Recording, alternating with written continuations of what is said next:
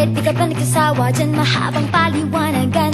Huwag ka nang magalit, huwag ka nang masungit, sinasabi ko naman sa'yo, ikaw lang talaga at wala nang iba. Kung hindi pagsisigawan, tila di mo malalaman, di mo ba alam? O talagang manhid ka lang kaya hindi mo maintindihan, ikaw lang talaga.